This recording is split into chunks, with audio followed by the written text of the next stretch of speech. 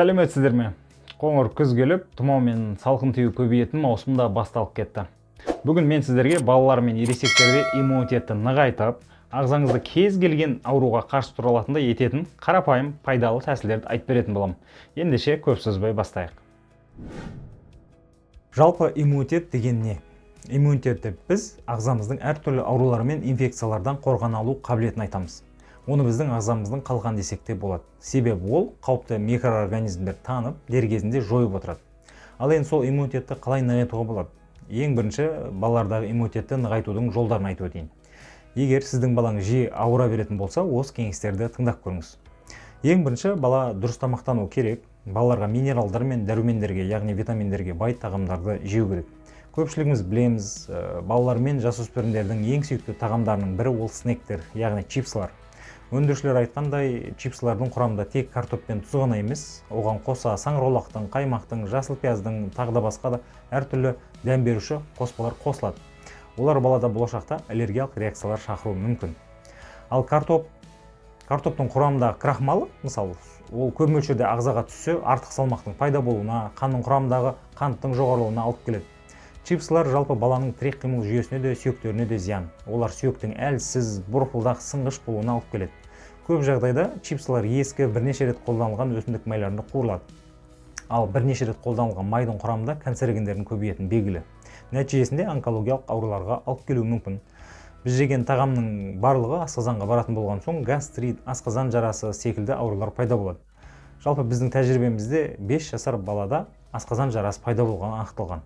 Оның емі ауыр және ұзақ емделеді.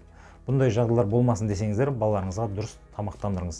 Яғни тамақ ішу рационына керісінше көкөністерді, жеміс-жидектерді, балық, сүт өнімдерін, ет өнімдерін қосыңыз. Сонда балаңыздың дені сау болып өседі.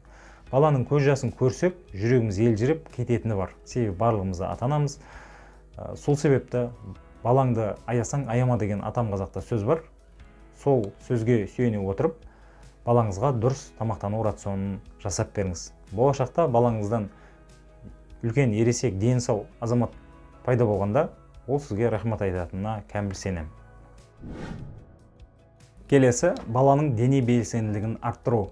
Баланың ағзасына әртүрлі тұрақты физикалық жүктемелер беру қан айналымды жақсартып, иммундық жүйені нығайтады.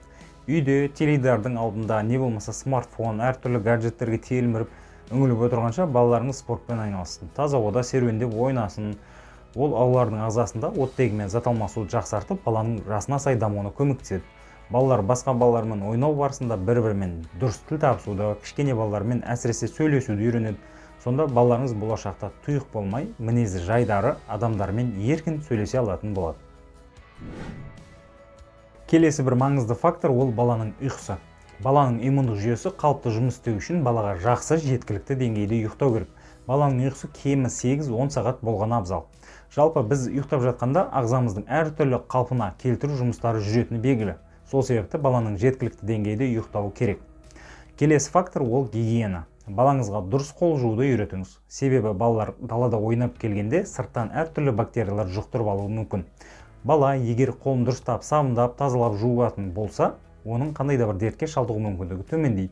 Оған қоса ауырып жатқан кісілермен қатынас жасауда сақ болуды үйретіңіз.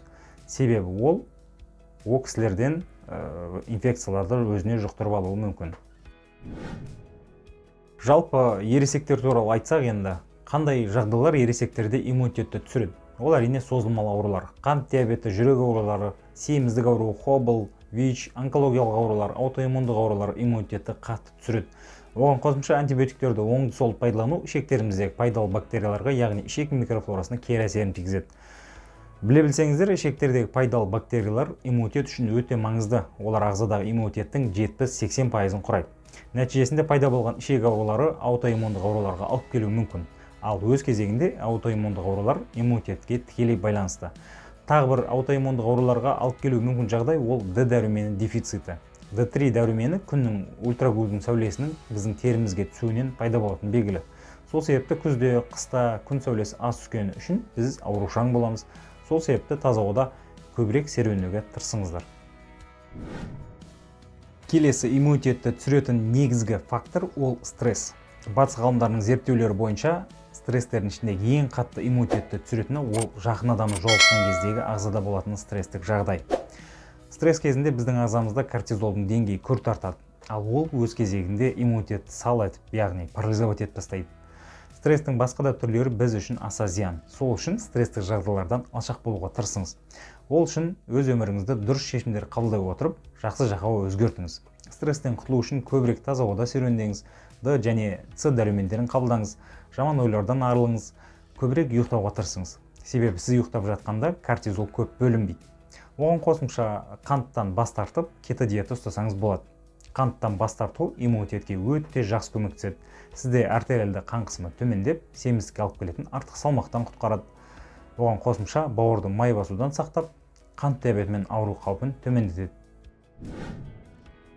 Ал енді ересектерде иммунитетті нығайту жайлы айтайық.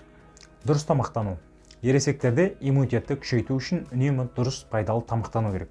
Тамақтану мәзіріңізге балғын, жасыл, шөптесін өсімдіктерді, әртүрлі жаңғақтарды, бұршақ дақылдарын, тұтас дәнді өнімдерді, ет, сүт, теңіз өнімдерін, көкөніс, жемістерді қосып отырыңыз. Мойындау керек, біз қалт етсе болды барлығын майда қорғанға үйреніп қалғанбыз. Тамақты буда боқтырып, суда қайнатып пісіруге ерінеміз. Одан қалса оған жағдай жоқ деп қоямыз. Қысқасы, дұрыс тамақтанбаймыз.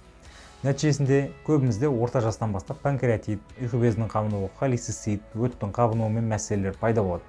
Қантты тағамдарды көп жесеңіз, иммунитет төмендейді. Оны қарапайым мысалмен түсіндіруге болады. Тәттіні көп жеген адамның тістері не үшін құрттап кетеді? Себебі ауыз қуысында қалып қойған қант қалдықтарында бактериялар тез көбейеді. Біздің ағзамызға қантты сіңіру үшін көптеген элементтердің көмегі қажет. Соның бірі кальций. Ағзада кальцийдің ең көп қоры тісте орналасқан. Сол тістерден қантты қорыту үшін ас қорыту жүйесі кальцийді көптеп алып отырады. Нәтижесінде қантты көп қолданған жағдайда тістердегі эмаль әлсіреп, тез бұзылғыш келеді. Содан тістің қорғанышы азайып, ауыз қуысындағы бактериялар бөлетін қышқылдың әсерінен тіс кариес, яғни тіс ішек ауруына пайда болады. Егер балаңыздың өзіңіздің тістеріңіз нашар болса, осыны ойланып көріңіз. Физикалық белсенділік. Егер сіз аз қимылдайтын болсаңыз, ол онда иммунитетті төмендеуіне алып келуі мүмкін. Сол себепті күнделікті таза ауада серуендеп, спортпен айналысып, физикалық жүктемелер жасап отырғаныңыз дұрыс. Бірақ шектен тыс жүктеме бергеніңіз дұрыс емес. Сіз керісінше жағдайыңызды ауырлатып алуыңыз мүмкін. Ұйқының маңызы. Ересектерде де сапалы ұйқы қажет. Дұрыс ұйқы көрмеу иммунитетті түсіреді. Күніне 7-8 сағат ұйықтап отырыңыз. Күніне 6 сағаттан аз ұйықтайтын адамдарда лейкоциттер саны аз екені дәлелденген. Гигиена. Жеке бас гигиенасын сақтап, ішек микрофлорасын сақтау үшін шектен тыс антибиотик қабылдаудан сақ болыңыз. Қосымша шаралар ретінде дәрумендер жиынтығы немесе пробиотиктер туралы дәрігермен кеңессеңіз болады. Пробиотиктер иммунитетке мықты стимул беретіні дәлелденген. Зиянды әдеттерді азайту, шылым тарту мен алкогольден бас тарту ол иммунитеттің көтерілуіне үлкен септігін тигізеді.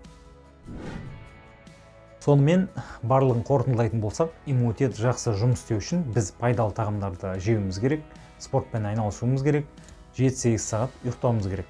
Және ең бастысы стрессті басқара алуымыз керек. Егер сіздерге бұл видео ұнап, көңілдеріңізден шығып жатса, лүпіл басып, келесі видеолар жіберіп алмау үшін арнаға тіркеліп алыңыздар. Сонда менің келесі видеоларымды жібермейтін боласыздар. Сұрақтар, ұсыныстар болса, комментарий бөлімінде жаза отырыңыздар. Өздеріңіздің денсаулықтарыңызға және туыстарыңызға қамқор болыңыздар. Келесі видеода жолыққанша сау сәлеметте болыңыздар.